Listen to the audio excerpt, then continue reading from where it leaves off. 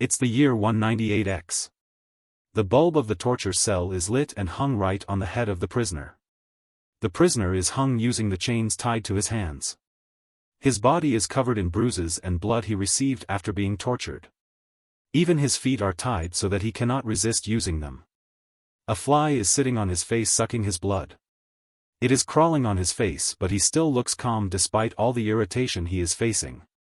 The first word that comes out of his mouth after all the interrogation and torturing is food. The head officer is surprised to hear what he just said. One of the torturers says that the South Korean army may serve the spies with food but they do not. The prisoner says that he will confess everything as they want if they give him some food as he is starving. The head officer asks if he really meant it. He says he will give him some food but he has to tell about his goals and infiltration route in return. The prisoner agrees and says he was just trying to make a living by joining the army but this way he will just die starving. The head officer orders the subordinate to bring some food from the kitchen but he questions his order so he gets angry and asks him to shut his mouth. He tells them that they have to hand over this prisoner to their superiors tomorrow and they will steal their merits if they could not get the information from him. So the prisoner is unhung and is served the food. He is given the spoon and the chopsticks to eat the food but his hands are still chained. He holds the spoon with his fingers and starts taking the soup. He says that this soup tastes like nothing. Then he picks one of the chopsticks while saying that military food always tastes horrendous. One of the subordinates says that the taste of the food is not important right now. He should just eat and inform them about him. Suddenly that chopstick spears in the head of the head officer. At first he himself does not understand what has happened but then he falls on the table as he is dead now. The soldiers are shocked to see this as they could not notice anything happening. The prisoner tells him that the taste of the food definitely matters. He is holding the second stick in his hand. All of those torturers run towards him to kill him but he kills them all with that one chopstick. He tells those dead men that he is a senior intelligence sergeant and his name is Du Zhenjian. And his infiltration route was swimming through the ocean and his goal was to kill them the same way he just did.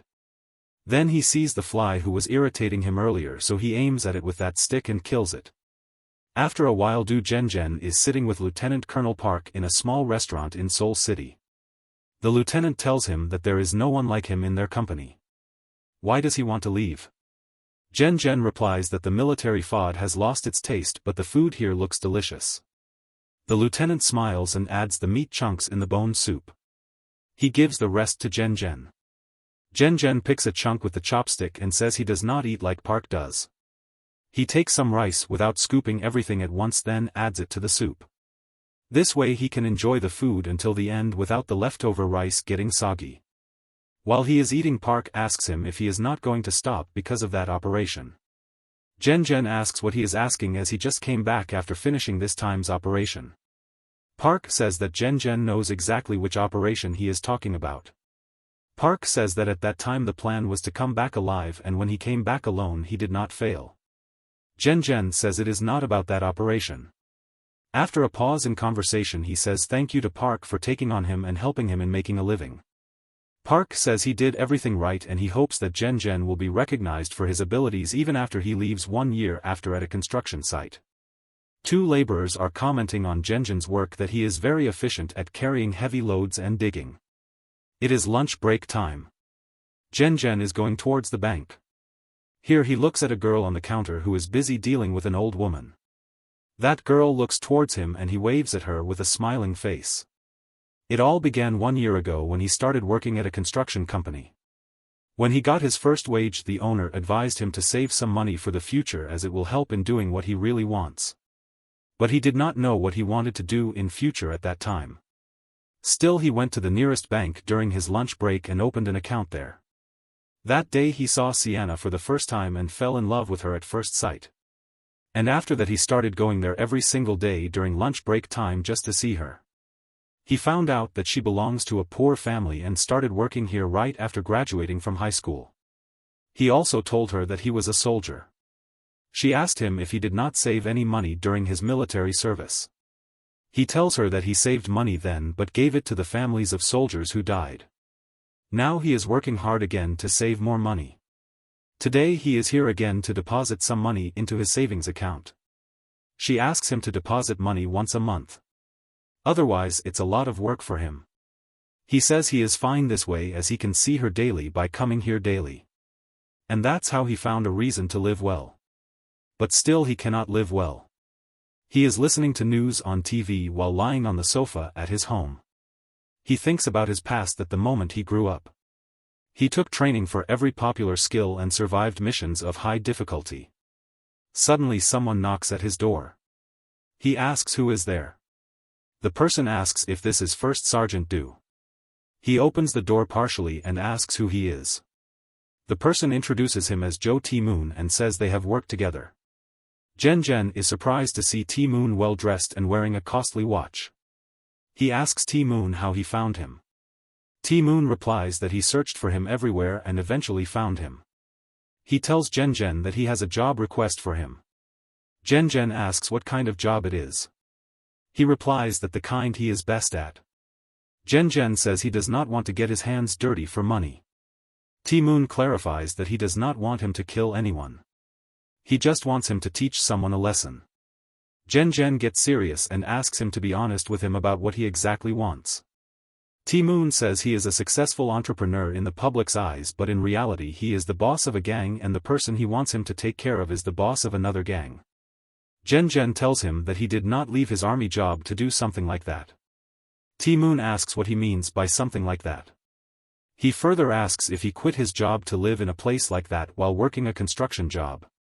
Janggon asks him to be careful about what he says. Tae-moon says if he agrees to do this job he will pay him 50 million won and with that money he can buy a good house or start a business to make his life better. Janggon thinks that he cannot save that much even in 10 years while working this construction job. Janggon gives him his card and says he can come visit him here if he changes his mind.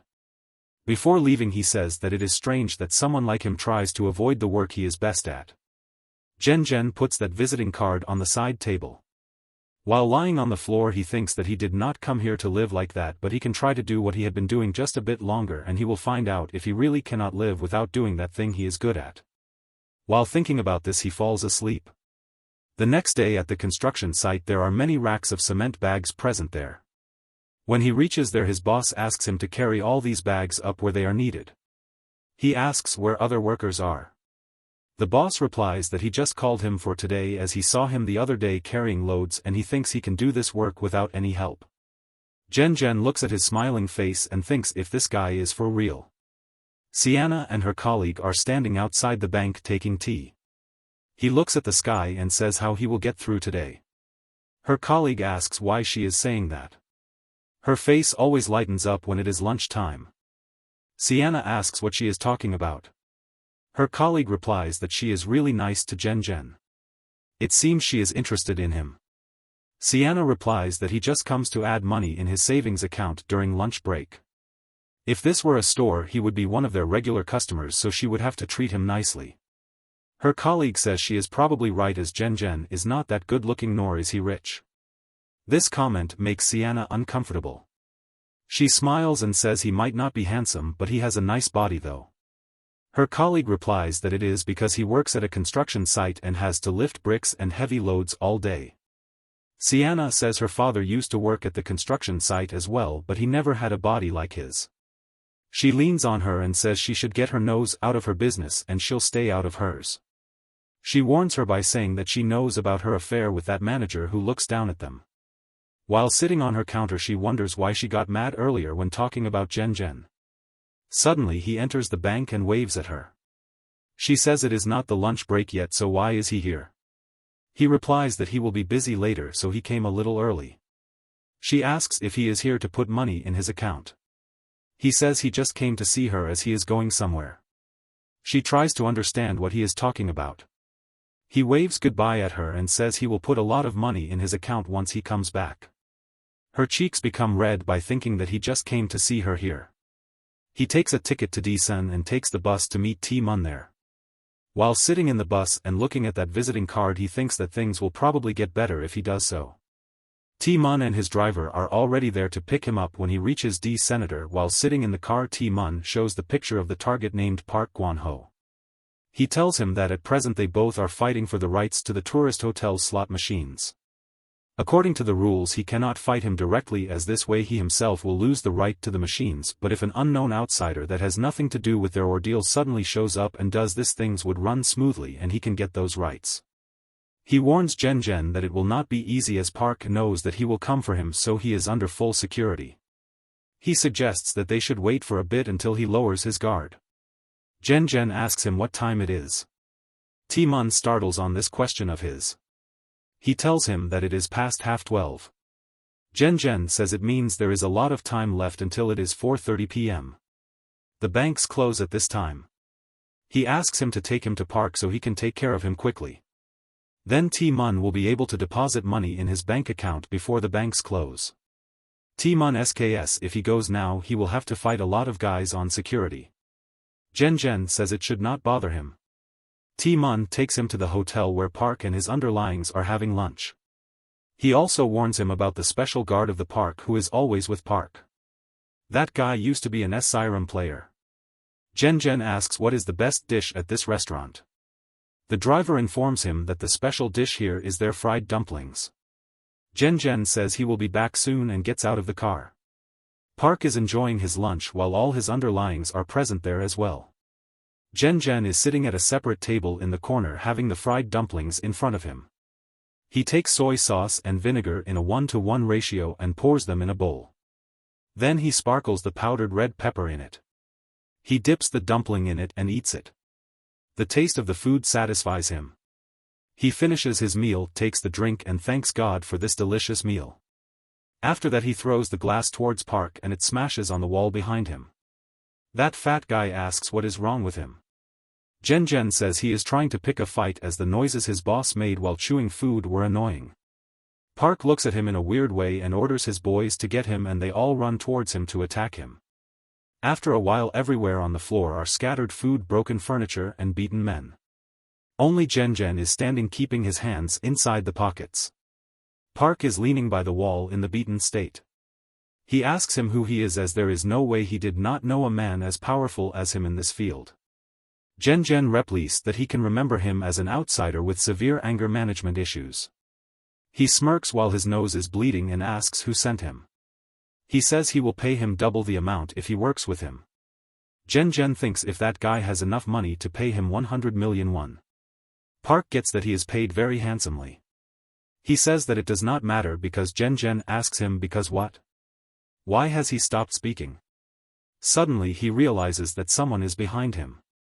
It is that fat guy holding a stole in his hands and ready to attack him. Janggon defends himself by using his arms when that guy attacks. He feels immense pain like something inside his body has broken. He is about to hit him again but Janggon kicks between his legs quickly. Tears ran down his face because of the pain. He falls on the ground and becomes unconscious. Janggon looks at Park and asks him if it is 4:30 p.m. He looks at his watch and says it is not even 2 p.m. yet. Janggon says it is good and walks away. Janggon and Taemun come out of the bank after depositing money in Janggon's account. Taemun says he did not think that they would have made it before the bank closing time. He asks what Janggon is going to do with this money. He replies that he is not sure but he saw some apartments near the bus terminal this morning and he may buy one of them. Taemun says that the neighborhood is not very good. He should look for an apartment somewhere in the middle of Seoul. Janggon says he can try stocks as well as everyone is doing it nowadays. Taemun asks if he has a stock in his mind. He suggests that he can go for Han Electronics as there is no chance for a company to go bankrupt who is responsible for supplying electricity to the whole country. Janggon says Sam Electronics seems fine to him as the new chairman of that company is a smart guy. Suddenly he feels pain like he just got an electric shock. He asks if they can go to the hospital as it hurts where he got a hit. Taemun says they can go to the hospital that he visits regularly. Janggon asks what he means by regularly. He replies that there is an old doctor who does not seem surprised when he shows up there after getting stabbed or hurt. His both arms got plastered and he wonders what has happened to him. The doctor tells him that his arms are fractured. The cracks will take a month to heal. Janggon shockingly asks if he really has to stay like this for a month. The doctor warns him not to use his arms at all as it will just delay the healing process. Janggon does not like the state he has stuck in. T-Moon mocks him and says someone is going to have a bit of a difficult time from now. They both go to a bar and drink. Janggon feels great, but then he asks if he is allowed to drink in this state. T-Moon asks if he really does not remember how he taught them to drink to heal the wounds. Janggon laughs and says it's been a while since he heard that line. They both keep drinking and remembering their old days in the army when they worked together. T-Moon says he always knew that Janggon was strong, but he didn't know he would beat so many people in such a short amount of time. Moreover, he won the fight with his bare hands. He says he had prepared weapons too just in case he needed them. Janggon asks how he managed to get weapons. While pouring more whiskey, T-Moon tells him that shotguns are easily available, but he smuggles pistols from Russia. Janggon says he has found a job that suits him well. He replies that the army suited him better. He says the special forces suited Janggon well and asks why he left that job. He becomes gloomy and says he and 3 of his juniors participated in a mission, but he was the only one who came back alive. T-Moon is shocked. Janggon says he felt like he no longer had the right to continue the job, so he quit. He assumed that they would come in his dreams, but they never did. Maybe they hate him very much. T-Moon asks him to have another drink. They both look at all those empty bottles and realize they have drunk a lot. Janggon stands up and says he is leaving. T-Moon asks him how he would go home now. T-Moon says he will take the bus as he just wants to sleep in his own bed. T-Moon says he can book him a room in a hotel and he can go tomorrow. But Janggon leaves anyways. While walking on the pavement, he feels like he has eaten too much, so he sits on the bench. But as he had drunk too much, he fell asleep there on the bench. A van of a homeless guidance center passes by him and stops, seeing him lying on the bench. Some workers come out and see this drunken man with both arms crippled lying there. They decide to bring him in and give him some guidance, so they take him with them to the Daesan Welfare Society. Janggon is seeing a dream. He is in a field and it is dark everywhere.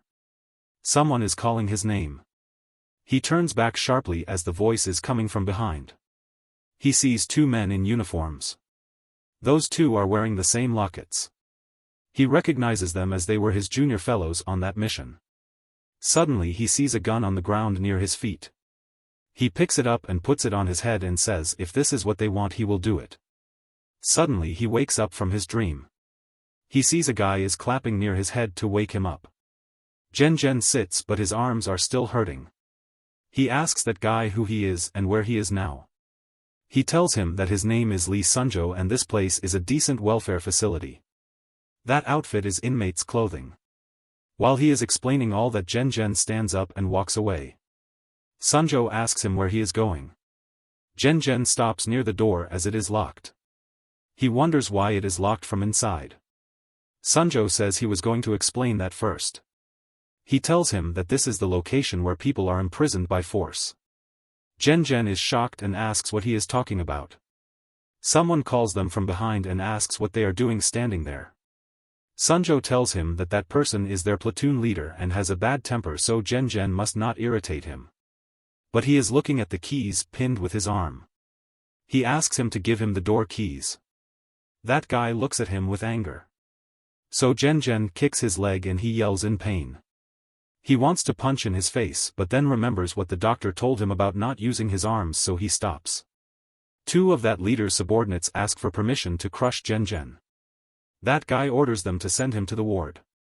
One of them moves forward to beat him. Janggon thinks that he can beat them even with his injured arms, but if Sunjo is right and they are imprisoned there forcibly, it would be difficult to escape with injured arms. To escape from here, his arms need to be healed properly. But if his arms get hit even mistakenly, his injury is likely to worsen. So what should he do? At the same time, Sunjo comes forward and tells them that this guy just came in last night and does not know where he is. And he has no idea who a great platoon commander is, therefore he behaved in that arrogant way. That guy thinks that it makes sense. Sunjo says they should give him one chance and he will educate him properly. That guy thinks and asks Janggon to beg for mercy. Sunjo asks him to beg and say that it was all his fault. Janggon is still shocked and processing what is happening here, but still he bends his head and apologizes. But that guy punches in his head and asks him to behave better. Then he asks everyone to go and prepare for the roll call. While sitting in a row, Sunjo tells him that he did great and he will explain the things a bit later. Janggon observes that he is counting the people. He says there are a total of 24 people including the new guy. Then he unlocks the door. While going out, Janggon asks Sunjo where are they going and he replies that they are going to have breakfast. After listening to the name of breakfast he becomes happy. He observes the surroundings and thinks that this is not a military base but it acts like one. It is not even a prison but it locks people. But the strangest thing is that they call this a breakfast. He wants to stab the person in charge with a chopstick in his forehead but they only give them a spoon. While eating the food, Sunjo tells him that this place is where the homeless people are brought in and guided. Janggon says he is not homeless. Sunjo says none of the people there are homeless. This place is actually where anyone is captured and forced to work. The country funds every homeless person here and to get that money welfare imprisons people. Janggon is shocked to hear that and asks who in the world does this to humans. Suddenly two well-suited men enter the room. Sunjo tells him that these are the people who do this to humans. These two are the director's sons. The one with the glasses is Park Gwang and he is the vice president here. The taller one is Park Yom and he is the general manager. Janggon looks at them and guesses that they are inspecting there. Gwang comes to him and asks how he got these injuries on his arms. Sunjo tells him that Janggon is the new inmate who came here last night. Gwang asks if it would be possible for him to live on welfare like this. Sunjo says he is taking good care of him and he will teach him everything. Gwang appreciates his efforts. Sunjo says he wants to be an honor student. Gwang gets his intentions and says he will remember his name the next time he picks for this post. Now Janggon also finds the real motives of Sunjo for being so nice to him. Gwang asks Janggon if the food here tastes good. He replies that the food is really bad here. Gwang asks what he just said. Sunjo also starts worrying as he was just doing good in front of the platoon leader but now he is again misbehaving. Janggon says he does not think this food is for even humans as everything is so rotten in this food. Gwang lifts that tray and pours it on his head. He says that he should be thankful to them for giving him this food. He smashes the tray in his head and says how he dares to complain about anything. Blood rushes into the eyes of Janggon due to anger but he does nothing due to his fractured arms. Gwang yells at Sunjo to teach him so he says nothing crazy anymore. After they leave, Sunjo asks Janggon if he is alright. Janggon is cleaning himself after that humiliation at the breakfast table. He cannot even clean himself properly due to his fractured arms. After that he and Sunjo are brushing the ground outside as this is the work they were assigned to. Janggon says that his clothes are not drying properly as he wore them right after washing them up. He is still angry because of what Gwang did to him earlier. Sunjo tells him that his clothes will dry automatically when he works under the sun. He says that he should be relieved that Gwang did this to him before the bath time, otherwise he would have to wait to clean himself. He replies that it is unethical to do this to the people at all. An old bald inmate comes there carrying clothes to wash and says he agrees with the newcomer. Janggon notices that his way of talking is a bit strange. Sunjo calls him Your Excellency and asks why he is here. Janggon wonders if he meant the president when he called him Your Excellency. A man calls him from behind and says that His Excellence was to wash the clothes, so what he is doing outside there. His Excellence asks why it is him always who has to do the washing clothes. Janggon asks why that guy was being referred to as Your Excellence. And why does he speak like he is the president? Sunjo says it is not that he is impersonating the president. It is that he thinks he is the president. That old man came back from the Vietnam War and after that he's been insane ever since. He sees things and has nightmares. He was very scared to see that bald president and shudders whenever he sees him on the news. As he ages he is balding and he cannot look in the mirror as it reminds him of that bald president. Janggon says it is very unfortunate that he had to suffer through that owl. He asks Sunjo how he knows that much about him. He replies that that old man's friend was also locked up there and he told him everything but he died due to some disease. Janggon shocks and asks if he died here at this place. Sunjo says many people die here. Some due to injury, some because of sickness or some because of getting beaten up by the staff or platoon leader. He says that the platoon leader said about sending him to the ward earlier if he remembers. If someone is sent to the ward, they do not treat him there. They just leave him until he dies. Janggon says that these are really the bad guys. Suddenly the platoon leader calls everyone to assemble at the sports field right now.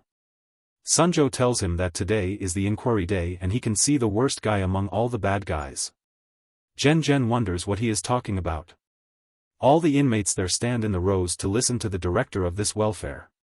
His name is Park In-hee. Everyone bows in front of him. In-hee starts addressing and says there are various trees in the world and each of those have their own use. Likewise, humans also have their own use according to their perspective, characters and potential. However, those all standing in front of him are worthless beings who are completely worthless outside. He calls them twisted and unattractive trees. Then he says that just like Jesus, he became a carpenter, pruning and trimming useless trees like them so they can find their worth. Everyone starts clapping unwantedly. Janggon does not like all the nonsense he is saying shamelessly. While pretending to listen to him, he discovers the structure of the welfare facility. This place is made by cutting off the middle of the mountain. Most of the place is surrounded by a high wall. The only place without the wall is the cliff where the mountain was cut. There is only one main gate.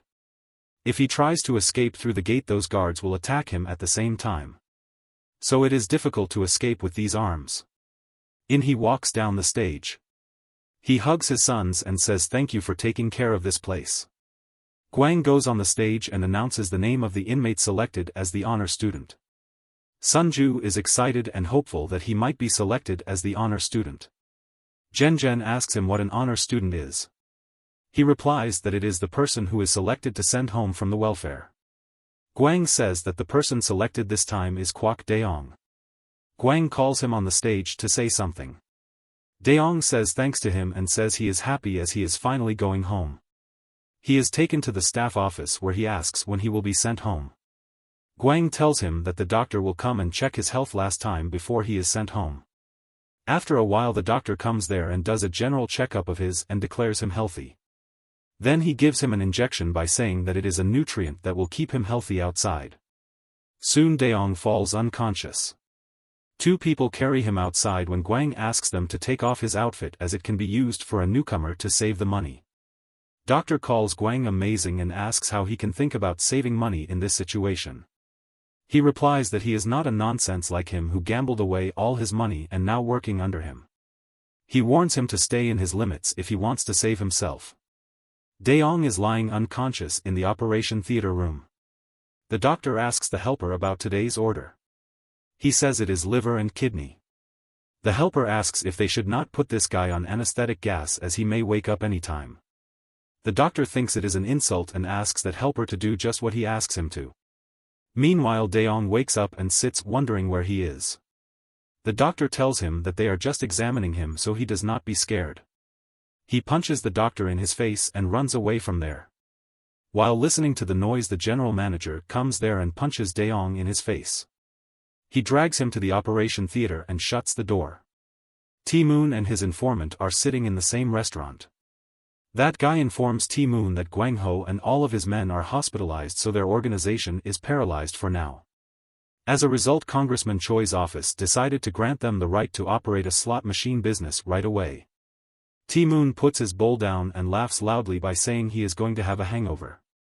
The informant tells him that Choi's office somehow already knows everything. It all happened in one day and he said he would give them the business immediately. T-Moon says Choi is an old clever man and his cleverness and quick decision-making made him a member of the parliament. The informant says that he would like to cut the ribbon to celebrate the opening of the slot machine if T-Moon has no problem with this. While eating the fried dumplings, T-Moon remembers the moment when Janggon asked about the special food of this restaurant. He smiles and says that these fried dumplings are really good. Then he thinks if Janggon reached home safely as his arms were injured. Meanwhile Janggon is capping the shower bottles at the welfare. Sunju says he has not told him about his name yet, so he replies that his name is Janggon. Then Sunju asks him about the work he used to do outside. He thinks and answers him that he used to do any work that used physical strength. Sunju asks if he injured his arms at his job place. He thinks about the moment when that fat guy hit him with the chair and says yes. The platoon commander comes there and asks them if it is necessary to talk during work. Sunju gets terrified and apologizes to him. The platoon commander asks Janggon what he did in front of the vice president that made him so angry. Before he answers, the platoon commander asks him to forget about the question and be careful next time. He does not answer him, so that guy hits him in his head and asks him to answer. Janggon grins and says yes. He looks at the keys hanging with his arms and asks Sunju why the barracks door is locked from inside. If they want to lock them up, they should lock them in from outside. Sunju replies that a long time ago someone came for inspection and said it is a problem to lock from outside, as then it looks like a prison. Since that day they lock the doors from inside. He further adds that they choose those to be the commander who had no authority outside, so they are obsessed with their new authority and do not consider them a prisoner. Janggon understands the whole situation now. Sunju says that he is feeling jealous as that guy would reach home by now, yet he is stuck here. The doctor hands over the organ box to the general manager. The doctor asks him not to mention the incident that happened earlier to the vice president. That guy looks at him and then kicks him in his gut. He asks him to call the vice president as sir. He tells him that he should accept the mistakes he makes and reflect on them. He throws an envelope of money in front of him and leaves. The doctor forgets about all the pain and guilt when he sees the money and starts thinking about the win in gambling today. The general manager goes to the smugglers and gives them the box. They pay him a handsome amount. He returns to his father's and gives him all the money. He praises him and asks him to rest, as it must have been difficult to deliver that box. Then he puts that money in a wallet that is already full with a lot of money and locks it after that. Everyone is sleeping there when they are made to get up early in the morning. While making his bed, Janggon thinks that he has been there for 4 days and has gotten used to this life. His experience of intensive training during his active career helped him adapt to this environment. But one thing that is still ridiculous to him is the food, but he has no other choice until his arms heal. So he makes him believe that he is on an operation to survive here. He wonders that a few days ago he was scared of nothing and had no worries at all, not even when he was at life-threatening missions. But now he is worried about one thing. He cannot go see Sienna at the lunch break. What if she forgets about him in the meantime? On the other hand, she is also waiting for him and is looking at the door in hope for him to show up. Her colleague asks him to go have lunch as it is lunch break. While standing outside the bank, she questions why he has not shown up for several days. When he left, he said that he would come back with a lot of money. She hopes that he is all well and nothing bad has happened to him. He is thinking that he is being held here by force and both his arms are injured as well. She wonders if he caught any accident. Platoon leader slaps him because he is working too slow. That old man tells him that he will work extra to compensate for this, but do not beat him as he is injured. Platoon commander grabs that old man and yells at him to stop favoring others and reminds him that he has lost his mind. He replies that he has not lost his mind and he is the country's president in reality. Platoon commander punches him in his face and walks away. Janggon sees that old man crying with pain and gets furious. He stands up and calls names in anger. Platoon leader stops walking after listening to him calling names. Everyone in the room gets terrified. Platoon leader turns his face in anger and asks him if he has gone insane. Janggon stays calm and doesn't answer him. The two underlings of the platoon leader look at him with anger. Janggon looks at them and thinks if they interrupted he would kill them as well. That guy runs towards him to attack him, but Janggon jumps in the air and kicks him in his face. The kick was so hard that the platoon leader fell on the ground and became unconscious. Those two run towards him to beat him. Janggon thinks that it is difficult to deal with 3 people at the same time when his both arms are injured, but these two are different and he can beat them easily. He looks at one of them and smirks to make him lose his cool, and it works. That guy attacks him again and again, but he dodges it every time. Then he finds the suitable moment and kicks his back knee. That guy grins with pain. Then Janggon throws an upper kick at his chin and knocks him down. He throws a single kick to the last guy and he falls down as well. All the inmates present there are surprised to see one man beating 3 people. After doing that, all Janggon realizes that he lost his temper. He may get in trouble if an employee comes there and sees all this mess. Suddenly Suunju starts cheering his name and all of the other inmates follow him in it. He tries to shut them down but they don't. He is worried that if any welfare worker comes now things will become more complicated for him and what was feared happens. A worker comes inside and asks what is all this noise about. All of the sudden every inmate shuts his mouth. When that guy looks at the platoon leader fallen on the ground, he brings out his stick. He points it to him and asks if he is the one who did this. Janggon says nothing and thinks if he kicks him and throws his stick away and hits in his face with head and then kicks him in his abdomen he can get rid of him. He questions himself if he should do this because if he does he will subdue this guy and get out of here. But in the end he will be blocked by high walls and a steel gate. ND staff will approach him too and would try to stop him with full force. Besides, if they find out that he kicked a fellow of theirs they will be more angry. And in that situation it would be difficult for him to protect his arms.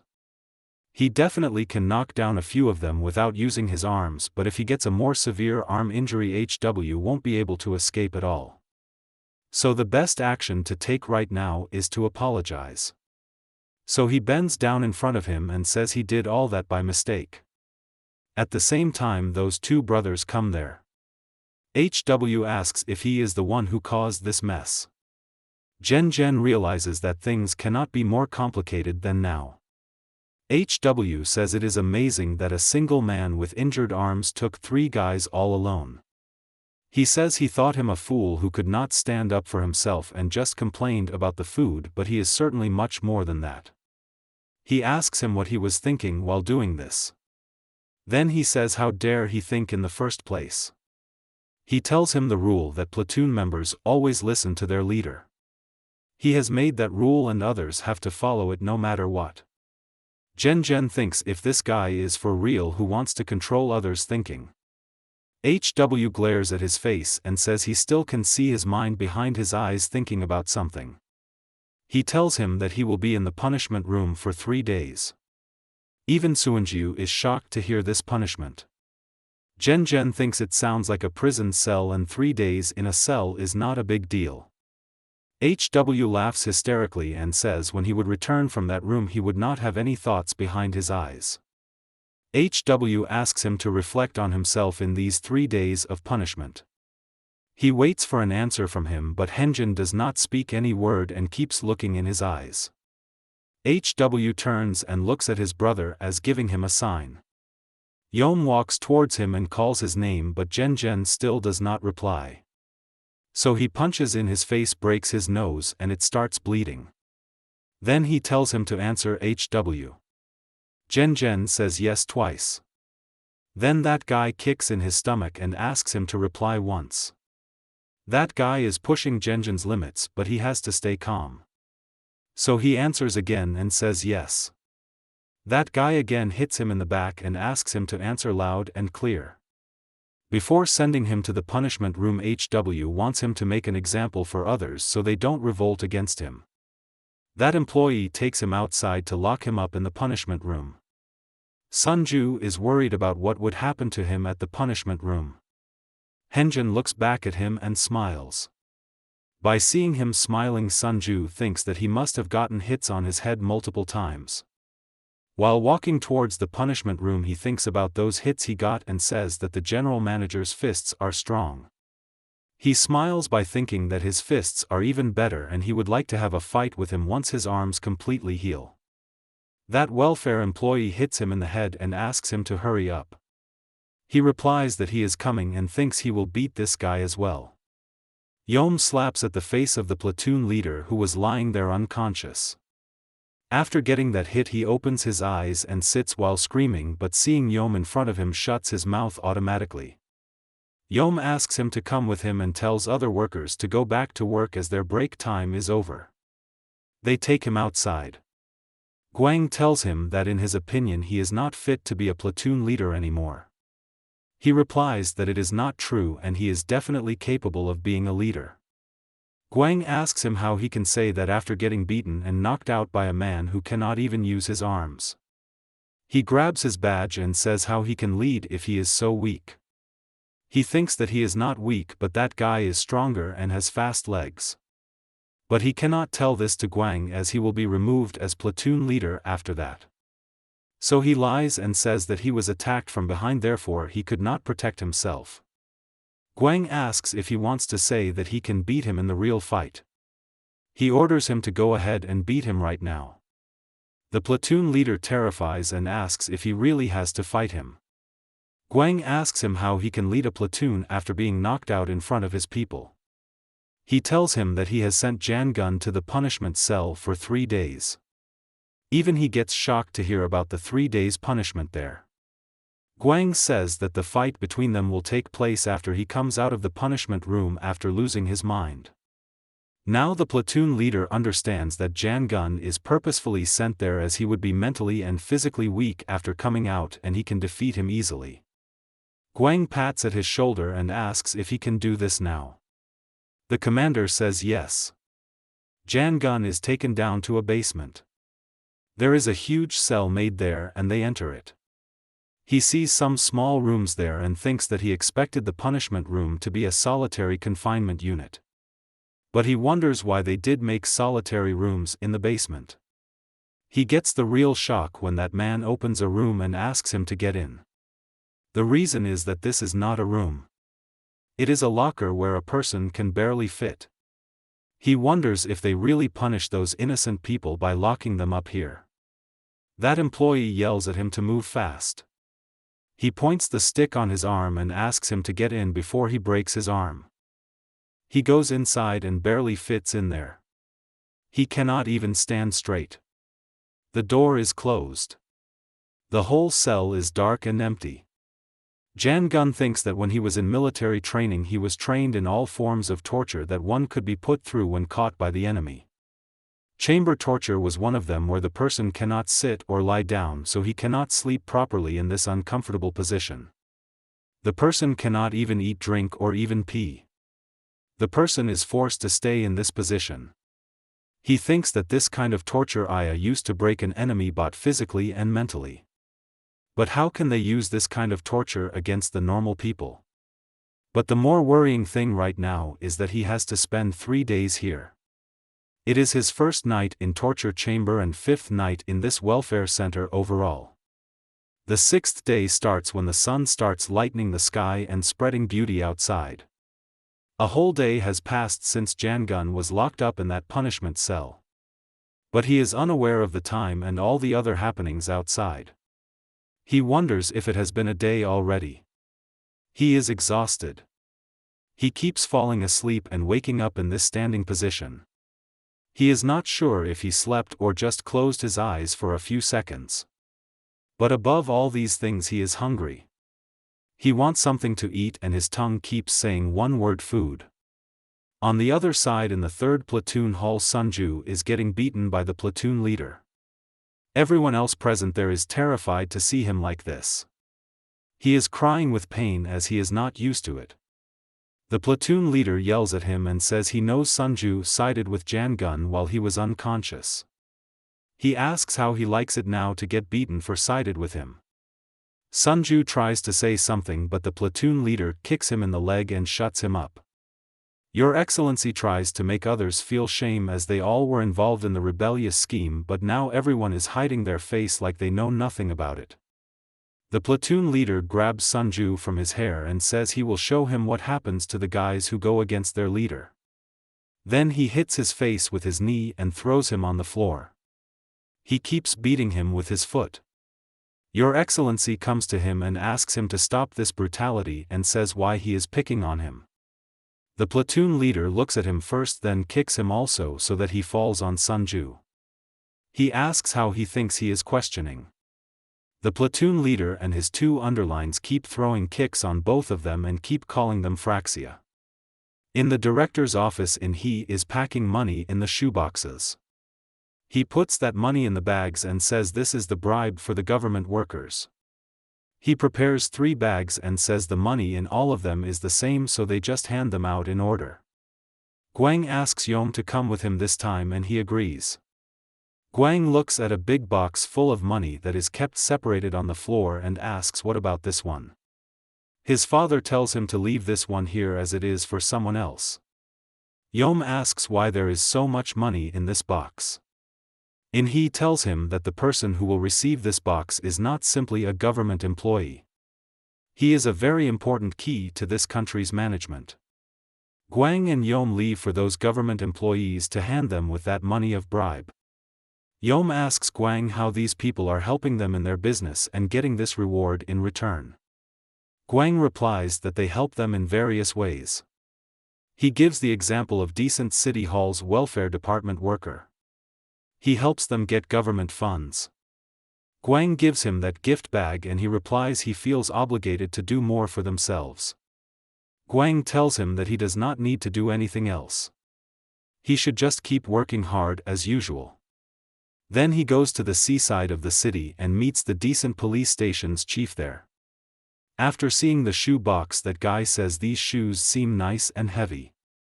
Guang bends his head in respect and says that the chief has to run around the country for the citizens.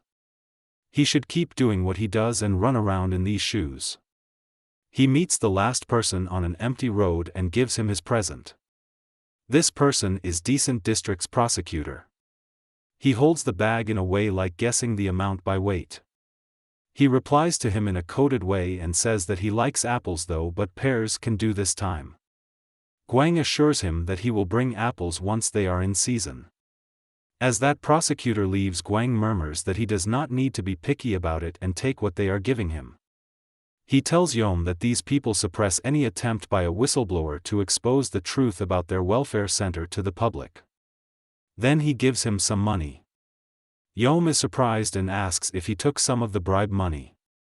Guang replies that how they can bribe someone if they do not get anything in return for the trouble they face. He tells him that he also took some of the bribe last time and nobody noticed. That's why he brought him here with him, as brothers should share the good things. Yom thanks him for looking after him. After sitting in the car, Guang says they should go to eat something good as they have done a good job. They order some cooked meat at the restaurant. Guang makes a bit by putting a piece of meat and some herbs on a lattice leaf and feeds Yom with his own hands. He watches him chew the food and says he eats so well. They enjoy these little treats. Guang stops eating when Yom calls him and asks if he is serious about forcing the platoon leader and Janggon to fight when he is out. Guang replies why he is asking that. He asks Yom if he is thinking that a guy who has been in the punishment room for 3 days has a chance of winning. Yom replies that he knows there is no chance of winning for a normal person in this situation, but that guy took down 3 guys with both of his arms broken. Yom says he thinks maybe. Guang interrupts him here and says it is about that maybe. He asks Yom if he thinks Janggon will be useful to them if he is really that strong. Yom asks whether being useful or not is another matter, but how Guang is going to get him to listen to him when he can beat up a platoon leader. Guang says it is almost impossible for now, but if he breaks him this time due to the punishment room, he can make him follow every single one of his orders. It has been 2 days since he was locked in the punishment room. Janggon could not sleep for 2 days straight. His face looks like a lost soldier having sadness of 100 years on it. He is starving and his mouth is saying words of all the foods he can think about right now. He is actually giving his mind and his body a reason to keep living and not to give up. Right then he thinks of another reason that he should keep fighting for. It is Miss Sienna. A bright and smiling face of hers comes in front of his eyes and he remembers that he still has to take her out for a meal. He picturizes the scene in his mind when he will ask her to have dinner with him and she will happily accept his proposal. And when she asks what they should eat, he will answer that it does not matter as long as he is eating with her. He is speaking these words while trying hard to keep himself alive.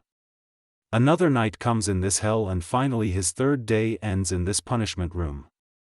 The next day, as the locker is opened, he thuds on the ground as he does not have power to control his body. He hardly lifts his neck and looks upward.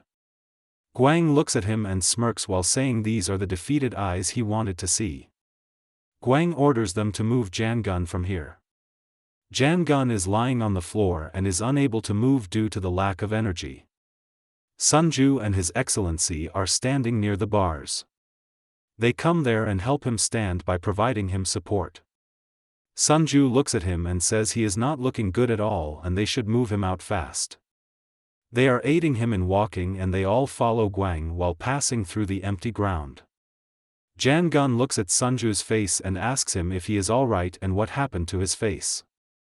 Sunju tells him that he was beaten by the platoon leader for siding with him that day and they also did beat His Excellency for raising his voice for Sunju. But His Excellency smiles and says he is alright when Janggon looks towards him. He feels pity for him.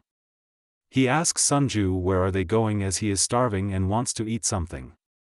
Sunju says they are not going to get anything to eat for now. All the inmates are gathered in the ground and look terrified. The platoon leader looks cool and is ready to fight. Janggon is also brought here. He looks miserable as he is barely standing. He gets that they are trying to make him fight with the patio commander as soon as he gets out of the punishment room. The platoon leader remembers what Gwang told him that day. He has to save some face as he would not be able to lead after being knocked out in front of people. He thinks that this fight is already won by him. All he has to do is beat Janggon while acting as if nothing is wrong. Gwang laughs and says this is just like watching a gladiator duel. But Yom does not laugh at his joke. He looks at Janggon and says the state he is in makes this more of an execution than a duel. But still it will be fun to watch. Gwang orders to commence the fight. Both of them are brought in front of each other. The referee tells them to begin when he gives them a signal. Janggon thinks that he wanted to have some rest for a while. The platoon leader looks at his friends as they are trying to tell him something. The referee gives the green signal to start the fight. The platoon leader screams the way like trying to intimidate Janggon. He recalls yesterday's meeting with his friends. He told them that he was really going to fight Janggon as soon as he came out. He was still worried as they all knew how powerful Janggon was and how he did beat them all just with his legs. He said that Janggon definitely would be in the best state after coming out, but he still wanted to ensure his victory in the fight. His friend told him that there was a way. He said that Janggon's arms were injured so he should kick his arms as the fight started. It would hurt him like hell and he would not be able to fight back. The platoon leader said that it's a cheap trick but that it could undoubtedly bring him victory. As the fight starts, the platoon leader runs towards him screaming with full power. While Janggon does not move from his place thinking it will only end if gets beaten, he just wants him to hit him and get it over with as he has no will left to fight. But suddenly he remembers about his injured arms and that he cannot let him hit them. So when the platoon leader throws a kick targeting his arms, he bends backward to dodge it. The platoon leader did not expect that and was shocked. Janggon turns back to attack and throws a back kick in his stomach. The platoon leader screams with pain and his face becomes red. Yom is surprised to see that move of his and wonders if he trained in martial arts. Gwang forgets to close his mouth and the laugh that was there a while ago dies.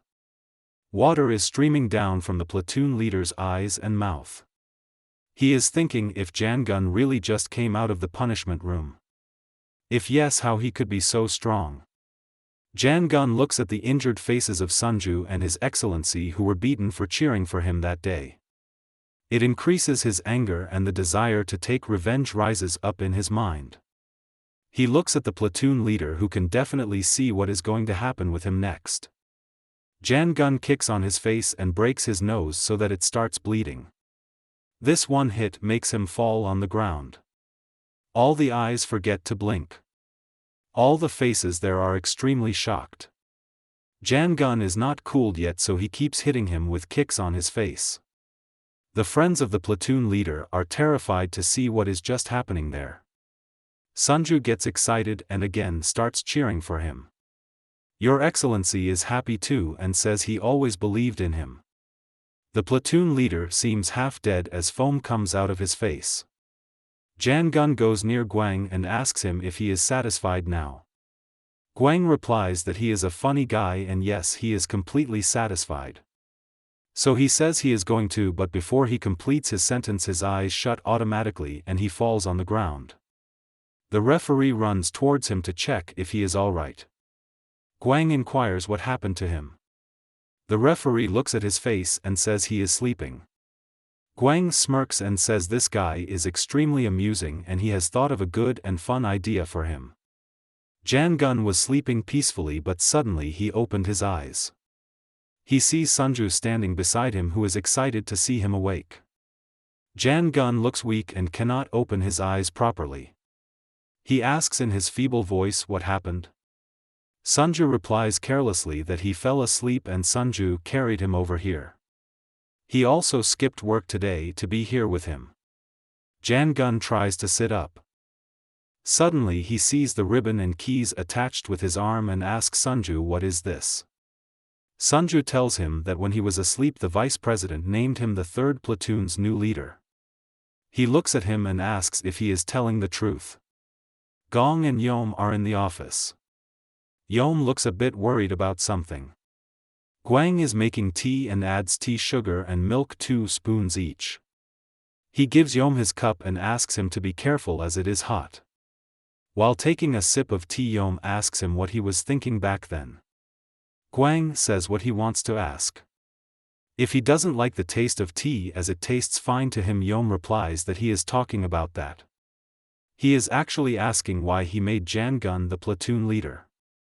Guang replies that the first and the most important reason is the previous leader was weaker than he anticipated and Janggon is stronger than he thought so he will be of use when they need it. Yom says that in his opinion Janggon is not just a regular guy who knows how to fight. He thinks about his fighting style and says that he is definitely a trained fighter. Guang asks him what he wants to say here. Yom replies that if Janggon's arms get fully healed they might not be able to control him anymore. Guang says if he does not know Yom asks no what. Guang tells him that only one of their employees is required to command a platoon. Does he not find it weird?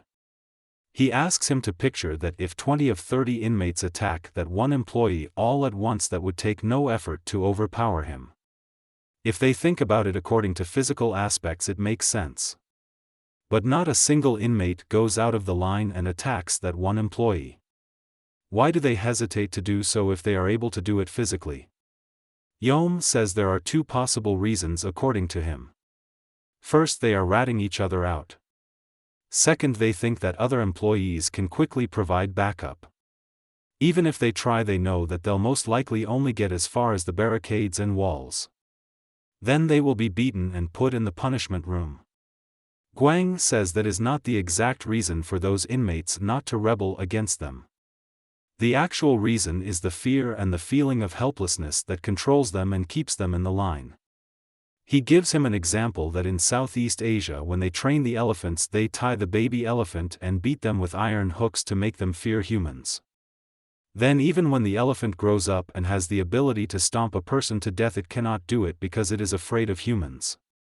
Janggon is like that baby elephant.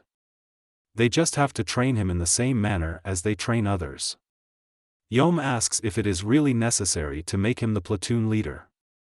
Guang says yes it is necessary as this position will make him loosen up and relax.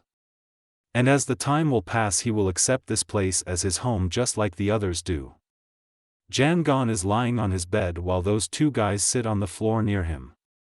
They ask him to forgive them for what they did in the past to him. Janggon was told that the previous platoon leader was sent to the ward after the fight. Now his followers are pleading for their lives on their knees. He tells them that they are asking him for forgiveness but he cannot forgive themselves. Their faces become gloomy and they ask why. He tells them that he cannot forgive them as he does not have anything to forgive. He has not been there for long and has no grudges against those 2. They become a bit relaxed after listening to this. Janggon asks them to look behind and tells them that they should ask for forgiveness from their inmates who really look in a mood to take revenge. Janggon yawns and says they should talk it out amongst themselves. He is going to sleep again. Those two keep saying please to save them, but he turns his face and sleeps. After he wakes up he thinks if just lying down like that ever made him this happy. Then he looks at the keys and armband and wonders why they gave him these things. He remembers that they were just about to make an example out of him when he came out of the punishment room. They were hoping to save some of that platoon leader's face from his last defeat. But then their plan got ruined by him when he knocked that guy down, and they probably sent him to the ward because he was no longer useful after losing to him twice. He says he can understand their plan till this part, but what can be the possible reason behind making him the platoon leader? Do they think that giving him this position will get him addicted to the taste of power like that guy was, and this way they can make him listen to them? He smirks and says how adorable this is. Who they think he is, he says either they have not met anyone smarter than them because their environment is stupid, or they do not know that other people are not selfish like them. He decides that for now he will do what they want him to, as this is the best course right now. At the decent hotel, it is the opening day of the casino and dining lounge. All the decorations are made accordingly. Taemun and Choi are ready to cut the ribbon. The addresser makes an announcement about the ribbon-cutting ceremony and starts the countdown, and the ribbon is cut by them. The media takes coverage of the whole event. Choi shakes hands with Taemun and congratulates him on this big day and says it was worth the wait. Taemun bows his shoulder in respect and says it is all thanks to Senator Choi, but in his mind he calls him names and says if he had not gone back and forth between him and Gwon-ho he would not have had to wait this long otherwise. Senator's secretary reminds him that it is time for his next appointment. So he leaves and says they will meet soon and talk about the things they could not do today. Taemun is still bowing and says best wishes to him for his trip. His personal secretary tells him that the senator is gone and he can stand straight now. Taemun is worried as he knows the senator will call to meet him again and tells his secretary that he has to prepare another box of apples for him. Then he asks everyone to let's go out to eat. One of them asks where they should go to eat. He says they will go to that same place with tasty dumplings, but they can order everything they want as the treat is on him. His underlings use this opportunity fully and order all the food. But Taemun is happy today, so he is also enjoying it with them. His secretary pours him a drink. He praises him that he has done a good job. Suddenly he becomes gloomy while drinking. So his secretary asks him the reason for this sudden sadness.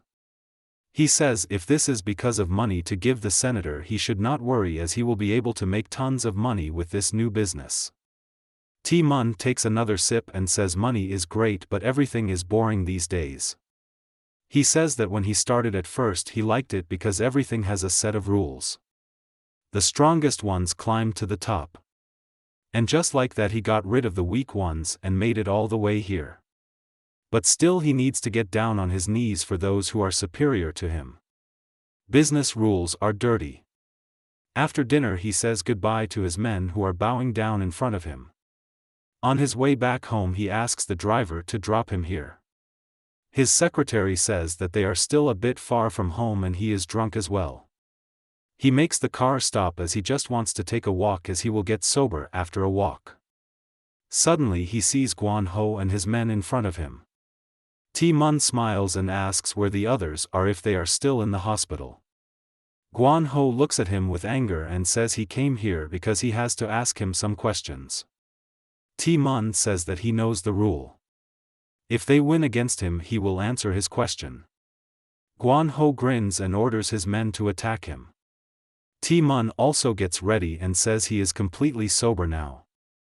Park Gwon-ho instructed his men to capture Taemun at all costs while he was rushing at all of them. Gwon-ho and his men were fully prepared holding their weapons to kill him.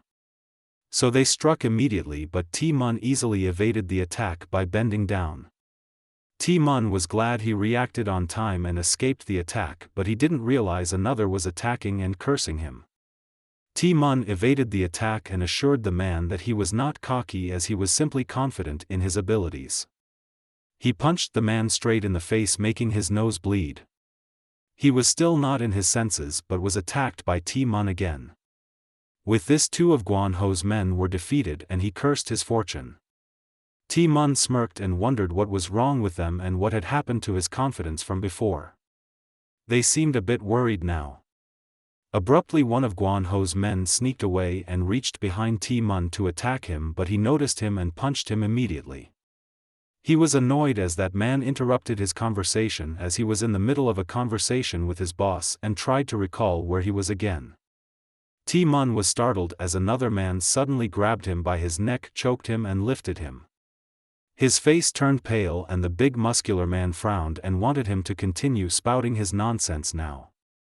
However, Ti-mun couldn't say anything in this state, which irritated the man, and he yelled that he said to continue and wondered if he would not say anything now. The muscular man assured him that his next word might end up being his last, but Ti-mun couldn't breathe and he swung his leg to attack him. The other men of Guan Ho took a peaceful breath after seeing this, as they were all saved by that man, but their happiness was momentary. They were shocked and their comrade got hit by Ti-mun and he got out of his strangulation, coughed and clarified that he needed to let go of him if he wanted him to speak. Ti-mun cursed the man and punched him, which worried all his comrades as they lost their last hope. He grasped the wooden stick and was confident it should suffice as a warm-up, so he inquired them if they should get serious now. He loosened up his tie and was fully prepared to attack them, but Guan Ho requested him to stop as that was enough and they should talk this matter out.